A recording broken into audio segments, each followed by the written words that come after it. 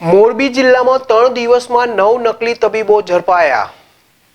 મોરબી જિલ્લામાં છેલ્લા 3 દિવસમાં 9 જેટલા અનધિકૃત રીતે પ્રેક્ટિસ કરતા બોગસ ડોક્ટરોને ઝડપી લેતા મોરબી પોલીસ એક્શન મોડમાં લોકોના આરોગ્ય સાથે ખિલવાડ કરતા બોગસ શખ્સો સામે નિયત જારી નિયમ મુજબ કડક કાર્યવાહી।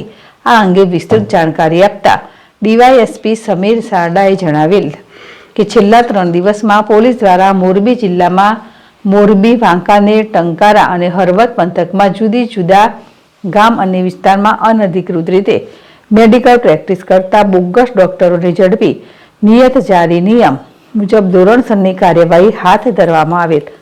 ઉલ્લેખનીય છે કે મોરબી સહિત સમગ્ર રાજ્યભરમાં કોઈપણ જાતની માન્ય ડિગ્રી વગર લોકોના આરોગ્ય સાથે ચેડા કરતા બોગસ ડોક્ટરો તબીબો દ્વારા ગેરકાનૂની અનધિકૃત મેડિકલ પ્રેક્ટિસ સામે નિયત જારી નિયમ અનુસાર અવારનવાર આવા બોગસ તબીબો ડોક્ટરો સામે ધોરણસરની કાર્યવાહી ધરવામાં આવતી હોય છે।